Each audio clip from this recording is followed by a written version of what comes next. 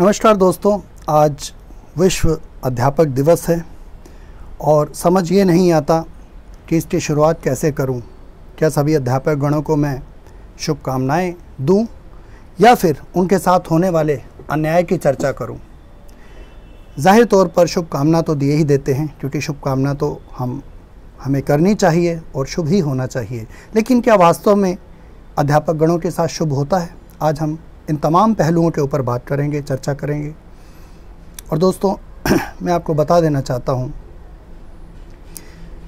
कि जो सरकारी क्षेत्र में अध्यापक गण कार्यरत हैं उन लोगों के साथ उनके तो फिर भी कोई वेतनमान है, उनकी एक फिक्स्ड सैलरी होती है, उन्हें एक भत्ता मिलता है फिक्स्ड, और जो कि धीरे धीरे बढ़ता रहता है। और उनके साथ तो अन्याय होने की बहुत कम गुंजाइश होती है। लेकिन मैं बता देना चाहता हूं, जो निजी क्षेत्र के जितने भी बड़े बड़े पब्लिक स्कूल हैं, प्राइवेट स्कूल्स हैं, इसके अंदर जितने भी हमारे अध्यापक गण कार्यरत हैं, आज उनकी दशा जो है एक दिहाड़ी मजदूर से भी बदतर हो चुकी है। आप बड़े से बड़ा निजी स्कूल ले लीजिए, कोई भी अध्यापक के साथ शोषण करने से पीछे नहीं हटता। और यकीन जानिए, कभी कभी तो ऐसा आभास होता है कि इस मुल्क में अध्यापक बनना अपने आप में बहुत ही जैसे अपमान का विषय हो गया हो। क्या कभी हमने ये जानने की चेष्टा की है, कोशिश की है कि जिन अध्यापकों से हम अपने बच्चों को पढ़वाते हैं उन्हें मिलता क्या है? क्या हमारी सरकारों ने जानने की कोशिश की है? जितने भी बड़े बड़े पब्लिक स्कूल हैं, आप देखिए, इनमें जितने भी अध्यापकगण कार्यरत हैं, क्या आप ये नहीं जानते हैं कि 50,000 रुपये की रसीद के ऊपर अध्यापकों से हस्ताक्षर करवाए जाते हैं कि आपको 50,000 हम दे रहे हैं, लेकिन वास्तव में उन्हें 10 या 15,000 रुपये महज दिए जाते हैं। और सरकारों को ये दिखाया जाता है कि हम 50,000 रुपये दे रहे हैं। और अगर अध्यापक बोलता है या इसका विरोध करता है तो फिर उसको सीधा दरवाजे से बाहर कर दिया जाता है, स्कूल के प्रांगण से बाहर कर दिया जाता है। तो ये कमोबेश दशा हो चली है और ये सभी जानते हैं। मैं कोई ऐसी बात नहीं कर रहा जिसका आपको इल्म नहीं है या आप नहीं जानते, लेकिन फिर भी हमारी व्यवस्थाएं, हमारी सरकारें, हमारा सिस्टम, हम खुद इस बात को जो है बड़े आसानी से डाइजेस्ट कर लेते हैं और कभी ये जानने की कोशिश नहीं करते कि उस अध्यापक के ऊपर क्या बीत रही है। जो अध्यापक अपने 14-15 वर्ष जो है प्राथमिक शिक्षा को देता है, फिर उसके बाद वो बीएड, टीईटी, पता नहीं कितने जो हैं उसके ऊपर वो स्टेप्स बना दिए गए हैं कि जैसे अध्यापक बनाने के लिए नहीं, अध्यापक बनने से रोकने की प्रक्रिया हो रही हो। उन तमाम मुश्किलों को पार करके एक व्यक्ति जो है अध्यापक बनता है कि मैं समाज को शिक्षित करूंगा, इस उपेक्षा से कि मेरा जीविकोपार्जन भी होगा। लेकिन उसे मिलता क्या है? आज आप देखिए, बड़े बड़े, ऐसा नहीं है, कुछ एक स्कूल हैं, बहुत अच्छे स्कूल हैं, मैं पब्लिक स्कूलों की भी बात करूँगा, जो अपने जो टीचर्स हैं उनको पूरा वेतनमान देते हैं, समय पर देते हैं और कोई इनजस्टिस नहीं होता। लेकिन ज़्यादातर स्कूल आप अगर देखेंगे तो उसमें अध्यापकों की बहुत ही बुरी दशा है। 6-6, 7-7, 8-8 हज़ार में बड़े बड़े महानगरों में, दिल्ली जैसे महानगर में जो है टीचर जो है पढ़ाने पर आमादा हैं। इस लॉकडाउन के दौरान तो अध्यापकों के साथ इतना बुरा हुआ है कि मैं आपको बयान नहीं कर सकता।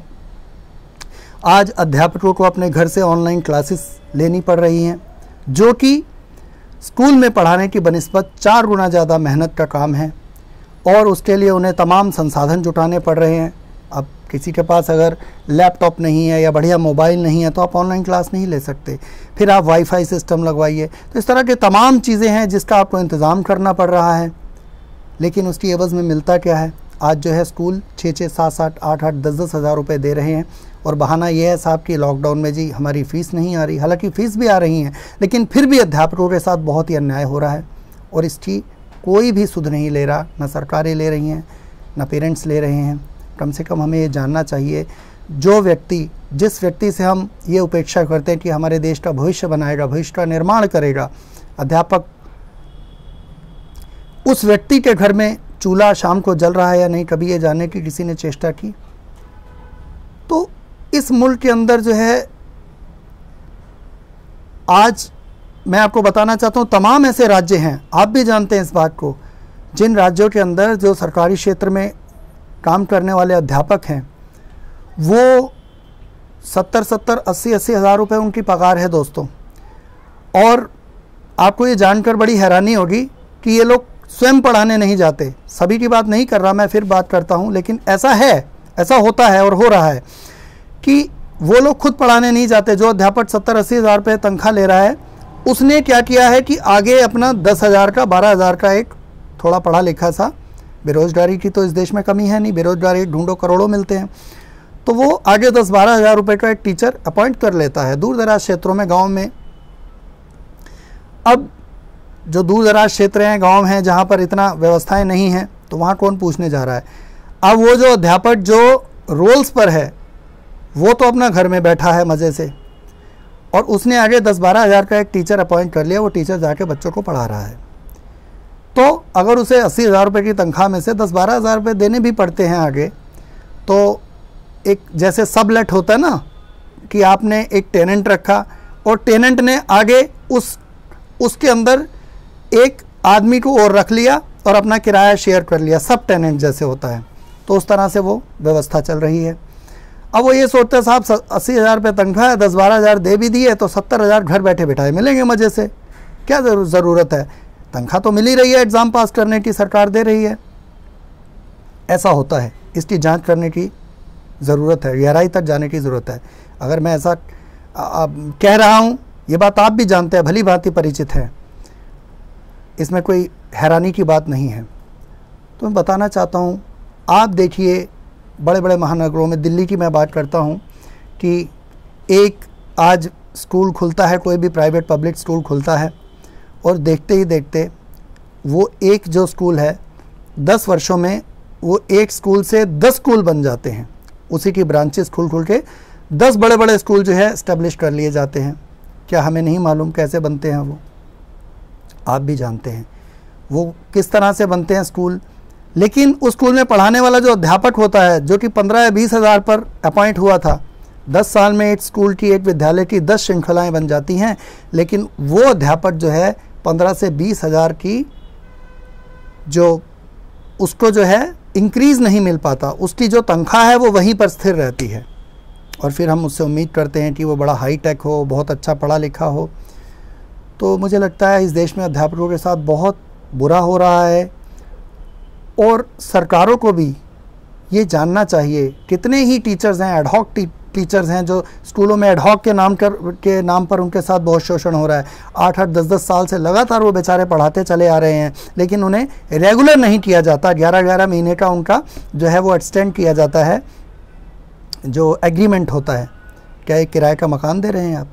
और ऐसे अध्यापक से हम उपेक्षा करते हैं कि वो हमें पढ़ाए, लेकिन ये बेचारे टीचर फिर भी कोई इनजस्टिस नहीं करते।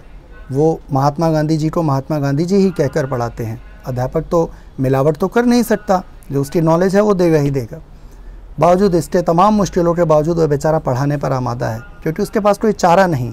उसने इतनी पढ़ाई लिखाई करी, समाज की सेवा करूँगा और अपना जीविकोपार्जन भी करूँगा, लेकिन उसके साथ हो क्या रहा है? वो वहीं पर रह जाता है। 8 से 10 हज़ार, 15 हज़ार, 20 हज़ार। और जो स्कूल मैनेजमेंट है, स्कूल सिस्टम्स हैं, वो मैनिपुलेशन के द्वारा जो है अपने स्कूलों की श्रृंखला तो बढ़ा लेते हैं, लेकिन उस अध्यापक के जीवन स्तर में कभी सुधार नहीं हो पाता है। तो आप देखिए, मैं बात कर रहा था एडहॉक टीचर्स की। एडहॉक टीचर्स के साथ भी ऐसा ही हो रहा है। तो 11-11 साल तक वो रेगुलर जो है उसे 11 महीने के एग्रीमेंट पर रख लिया जाता है। 10-10 साल से वो एक ही स्कूल में, एक ही जगह पर पढ़ा रहा है। और आप देखिए, वो जो एडहॉक टीचर्स है उसको मिलती है तनख्वाह 10 हज़ार, 15 हज़ार। और जो रेगुलर टीचर है, बराबर की मेहनत, बराबर का उसमें परिश्रम, बराबर का सब कुछ वो इनपुट देता है। उसके बावजूद जो रेगुलर टीचर है उसकी 60 से 70 हज़ार रुपये तनख्वाह, 80 हज़ार रुपये तनख्वाह। और ये जो एडहॉक पर पढ़ा रहा है वो बेचारा 15-20 हज़ार के ऊपर ही रह जाता है आजीवन। उसको रेगुलर नहीं किया जाता, क्योंकि अगर उसे रेगुलर कर दिया जाएगा तो उसको हमें रेगुलर टीचर वाले जो है वो पे करना पड़ेगा। तो क्यों नहीं सरकारें इसका संज्ञान लेती कि अगर कोई एडहॉक टीचर पिछले 10-10 साल से एक ही जगह पर, एक ही स्थान पर पढ़ा रहा है, तो क्यों नहीं उसको रेगुलराइज किया गया? उसको क्या सैलरी मिल रही है हर महीने, क्या इसका हिसाब लेती हैं सरकारें हमारी? सरकार को चाहिए कि हर स्कूल से एक रिकॉर्ड मंगाए कि आपने क्या सैलरी दी, उसके सिग्नेचर हों और उसका सत्यापन हो। उसका जो है बीच बीच में आपके पास, सरकारों के पास बहुत सारे तरीके होते हैं, वो जांच करवा सकती है कि उस अध्यापक को क्या मिल रहा है क्या नहीं मिल रहा है, तो बजाय ये कि 8 स्कूल के 10 स्कूल बना ले मैनेजमेंट, कम से कम उस अध्यापक को जो नींव है उस विद्यालय की, जो नींव है इस मुल्क की, जो नींव है उस बच्चों के भविष्य की, उसके साथ अगर इनजस्टिस होगा, उसके साथ न्याय नहीं होगा, तो दोस्तों याद रखिएगा ये मुल्क कभी आगे नहीं बढ़ पाएगा। हम बच्चों को शिक्षित नहीं कर पाएंगे, हम बच्चों को जो समग्र शिक्षा नहीं दे पाएंगे। तो आज ज़रूरत है, आज जो है अध्यापक दिवस है, विश्व अध्यापक हमारा भारत में मनाया जाता है अध्यापक टीचर्स डे। तो मैं यही आप लोगों से प्रार्थना करूंगा, खासकर जो इस प्रोफेशन में है, जो अध्यापक गण हैं, उन सभी से मेरा विनम्र निवेदन है कि वो अपनी कम्युनिटी में इस मेरे संदेश को ज़्यादा से ज़्यादा फैलाएं, ताकि हम लोग जो है सिस्टम के ऊपर एक सिस्टम को हम मजबूर करें, हम सिस्टम को मजबूर होना पड़े कि वो इनका भी संज्ञान ले, जो एडहॉक टीचर्स हैं या जो अन्य टीचर हैं उनको पैसा पूरा मिल रहा है या नहीं। इसके प्रति जो नियम है वो बहुत सख्त करने की ज़रूरत है, इसका चेक करने की ज़रूरत है कि नियम वो सख्त हैं या नहीं। तो ये तमाम बातें थी जो मेरे मन में आज उठ रही थी अध्यापक दिवस के ऊपर। हम लोग अध्यापक दिवस तो मना लेते हैं, व्हाट्सएप के ऊपर जो है गुरु ब्रह्मा गुरु और पता नहीं कैसे कैसे मैसेज फॉरवर्ड कर दिए जाते हैं, लेकिन कभी ये नहीं पूछा जाता कि उस गुरु के साथ क्या अन्याय हो रहा है, क्या उसको 2 जून की रोटी भी मुहैया हो पा रही है या नहीं हो पा रही है। तो ऐसी तमाम बातें हैं दोस्तों जो आज जो है पटल पर लाने वाली हैं। तो मैं आपसे गुजारिश करूंगा मेरे इस संदेश को अधिक से अधिक शेयर करें, सब्सक्राइब करें और लाइक करें, और तमाम जो कम्युनिटी है घर घर ये संदेश पहुंचाएं, ताकि हमारे वो जो अध्यापक जिनके साथ अन्याय होता चला रहा है उन्हें न्याय मिल सके, और वो मन लगा करके एक खुशी से पढ़ाएंगे जब वो आपके बच्चों को। तो यकीन जानिए जब उनके अंदर से खुशी होगी कि हमें हमारे काम का पूरा जो है कहते हैं कि मज़दूर की मज़दूरी उसका पसीना सूखने से पहले मिल जानी चाहिए, जब उन्हें उनके काम की पूरा दाम मिलेगा तो यकीन जानिए आपके बच्चों का भविष्य उज्जवल होगा, अच्छे संस्कारी बनेंगे वो। तो इस संदेश के साथ मैं इजाज़त लेता हूँ। धन्यवाद।